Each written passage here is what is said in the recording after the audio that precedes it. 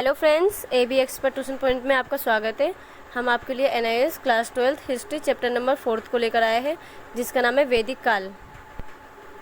तो चलिए फ्रेंड, ज़्यादा देरी ना करते हुए हम स्टार्ट करते हैं, अपने क्वेश्चन पे आते हैं। क्वेश्चन नंबर फर्स्ट है हमारा, वैदिक साहित्य का क्या अर्थ है। वैदिक साहित्य का अभिप्राय चारों वेद, उपनिषद ग्रंथ, आरण्यक और ब्राह्मण ग्रंथ से है।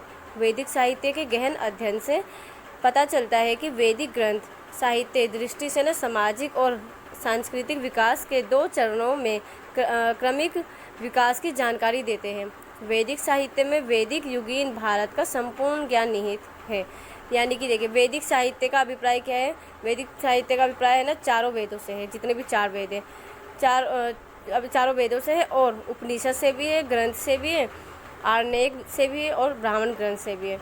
वैदिक साहित्य के ना गहन अध्ययन से, यानी कि अगर हम डीपली अध्ययन करें वैदिक साहित्य का, तो उससे हमें क्या पता चलता है। वैदिक ग्रंथ साहित्य की दृष्टि से ना हमें सामाजिक और सांस्कृतिक विकास के दो चरणों में क्रमिक विकास की जानकारी मिलती है। यानी कि दोनों क्रमों में जो विकास हुआ है ना, सामाजिक विकास और सांस्कृतिक विकास, इन दोनों के बारे में हमें जानकारी मिलती है कि पहले यानी कि प्राचीन काल में, वैदिक काल में कैसे इनका विकास हुआ।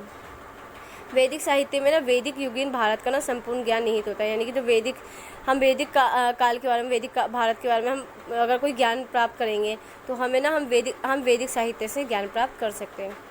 तो चलिए फ्रेंड, हम नेक्स्ट क्वेश्चन पे बढ़ते हैं। क्वेश्चन नंबर 2 है हमारा, आश्रम व्यवस्था से क्या अभिप्राय है। आश्रमों का विधान मानव जीवन को सुव्यवस्थित एवं सुसंस्कृत बनाने के लिए न किया गया है। सर्वप्रथम जबालोपनिषद में 4 आश्रमों का विवरण मिलता है। यह 4 आश्रम है ब्रह्मचार्य, गृहस्थ, वानप्रस्थ एवं संन्यास।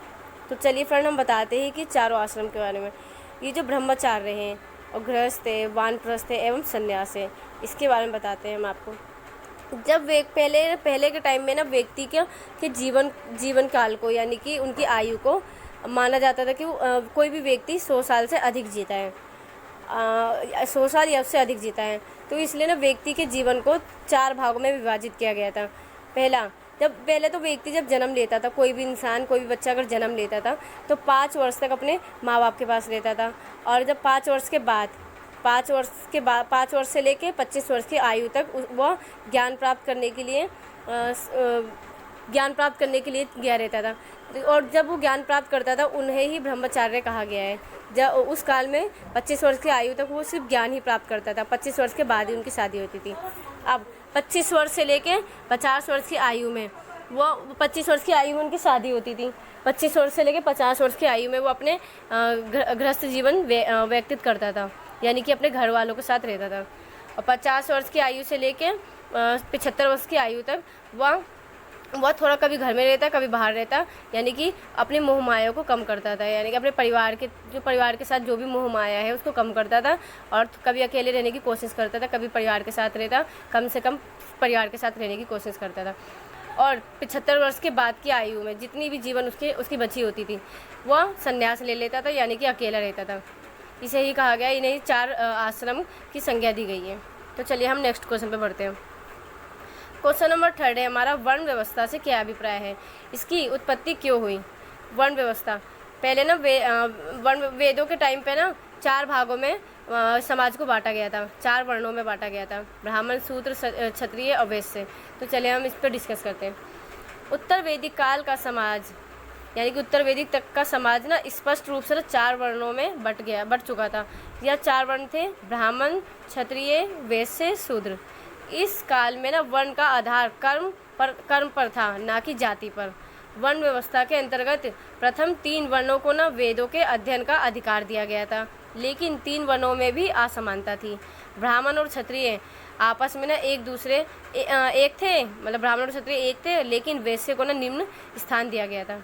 तो देखिए फ्रेंड, जो पहले के समाज में, वैदिक समाज में समाज को 4 वर्णों में बांटा गया था, ब्राह्मण, क्षत्रिय, वैश्य, शूद्र। ब्राह्मण थे, उसका काम था पूजा पाठ करना, पूजा पाठ से संबंधित जो भी यज्ञ संबंधी कार्य करना। और जो क्षत्रिय थे, उनका काम था रक्षा करना, अपने सभी समाजों की रक्षा करना, सभी की रक्षा करना। और जो वैश्य थे, उनका काम था व्यापार, यानी कि ज़रूरतों को पूरा करना, वो व्यापार से संबंधित कार्य करते थे। और शूद्र, शूद्र का काम था इन तीनों की सेवा करना। शूद्र को सबसे नीचा समझा जाता था और वैश्य को निम्न समझा जाता था। और जो ब्राह्मण और क्षत्रिय थे ये दोनों एक थे। तो और वैसे ना जो वैदिक साहित्य के अध्ययन का जो अधिकार था वो इन तीनों को प्राप्त था, शूद्र को नहीं प्राप्त था। तो चलिए फ्रेंड हम नेक्स्ट क्वेश्चन पे बढ़ते हैं। क्वेश्चन नंबर 4, ये हमारा लास्ट क्वेश्चन है। हम कुछ क्वेश्चन लेके आए लेकिन इम्पोर्टेंट है। चलिए क्वेश्चन नंबर 4 थे हमारा, आर्य कौन थे? आर्य का अर्थ है श्रेष्ठ।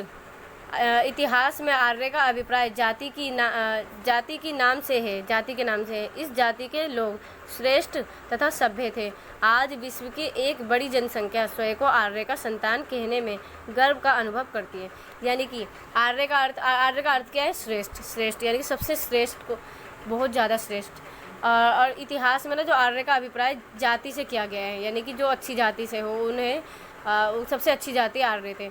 इस जाति के ना लोग जो रहते थे, आर्य जाति के लोग, वो बहुत ज़्यादा श्रेष्ठ थे और सभ्य थे। यानी कि बहुत नॉलेज बहुत ज़्यादा नॉलेज रखते थे। आज के विश्व में ना एक बड़ी जनसंख्या स्वयं को ना आर्य के संतान बताते हैं अपने आप को, और आर्य के संतान बताने में गर्व अनुभव करते हैं। वीडियो को लाइक करना ना भूलें और चैनल को सब्सक्राइब कर लें। नोटिफिकेशन के लिए बेल आइकन दबाएं ताकि आपको समय समय पर नोटिफिकेशन मिलती रहे।